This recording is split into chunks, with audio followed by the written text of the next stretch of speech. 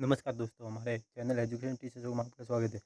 हम वीडियो के बारे में बात करने से पहले हमारे चैनल को सब्सक्राइब कर दीजिए ताकि हमारी लेटेस्ट वीडियो आप तक पहुंच सके। हम आज बात करेंगे, एक तरफ तो दुनिया कोरोना महामारी से जूझ रही है और दूसरी तरफ कोरोना ऐप की जो नागरिक के प्राइवेसी को लेकर एक बहुत बड़ा खुलासा हुआ है। हाँ, आपने बिल्कुल सही सुना। कोरोना ऐप जो कि नागरिक के प्राइवेसी को लेकर बहुत बड़ा खुलासा किया है। हम आज इस वीडियो में उसके बारे में बात करेंगे। कोरोना ऐप की नीयत सही, लेकिन प्राइवेसी चिंता पर गौर की जरूरी। पोर्टल में एक अजीब फीचर रखा गया जिसमें डेटा को लोगों की ओर से एक्सेल शीट में एक्सप्लोर किया जा सकता है। ऐसे में उसका इस्तेमाल किसी भी मकसद के लिए हो सकता है। हाँ, आपने बिल्कुल सही सुना। जो एक्सेल फॉर्मेट में जो कि नागरिक के डेटा को किसी भी मकसद के लिए यूज कर सकता है। सूचना को सार्वजनिक तौर पर फैलाए जाने का खतरा। मौजूद मौजूदा लोकेशन की डेटा को किया जा सकता है ट्रैक। आपने बिल्कुल सही सुना। जो मौजूदा यानी कि प्रेजेंट टाइम में हम जहाँ खड़े हैं उस लोकेशन को भी उस ऐप के ज़रिए ट्रैक किया जा सकता है। मध्य प्रदेश सरकार के मोबाइल फ़ोन आधारित क्वारंटीन मॉनिटरिंग सिस्टम से बड़े डेटा लीक ने कंटेंट ट्रैकिंग ऐप से जुड़ी प्राइवेसी को लेकर बहस को तेज कर दिया है। खास तौर पर केंद्र सरकार के ऐसे ही ऐप आरोग्य सेतु को लेकर मध्य प्रदेश का डेटा प्लेटफॉर्म रविवार तक पब्लिक यूजर को दिख रहा था, लेकिन अब से वापस ले लिया है।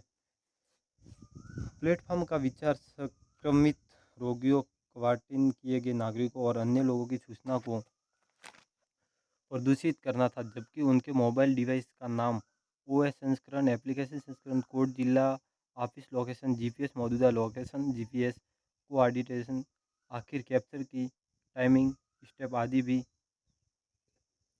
डिस्प्ले कर दिया है गया है।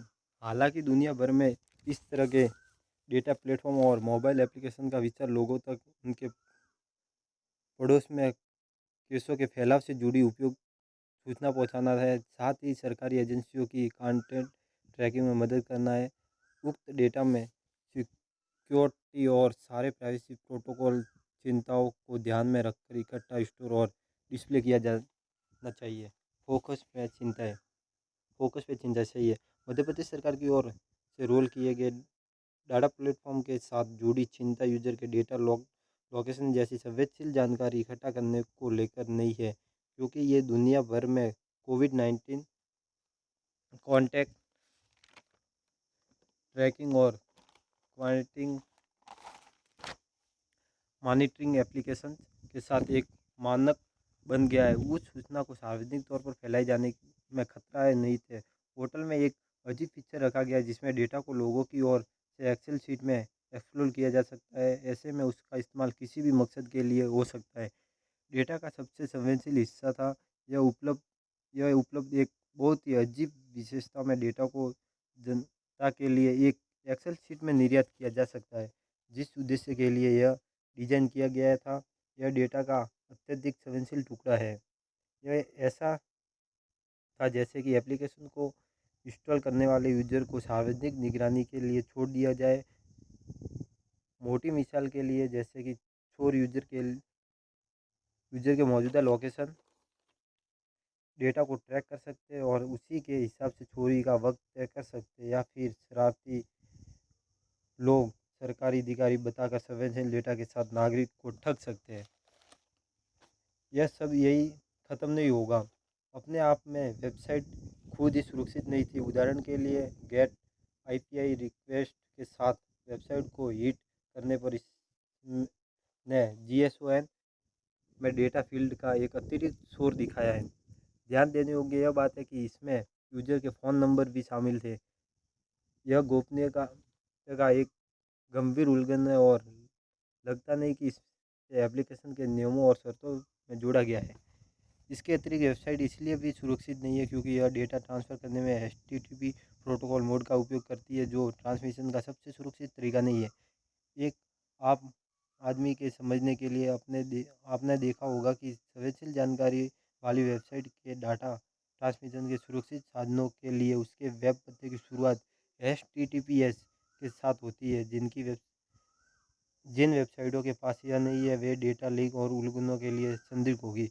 आपने बिल्कुल सही सुना। जो कि सरकारी वेबसाइट होगी उस पर ऊपर हेडलाइन में एचटीटीपीएस प्रोटोकॉल यूज होगा। और इसे छोड़कर जो भी वेबसाइट आपको बताई जाएगी वो एक फर्जीवाड़ी और ठग वेबसाइट हो सकती है। तो सबसे पहले आप जागरूक बने के उस वेबसाइट का प्रोटोकॉल HTTPS चेक कर लें।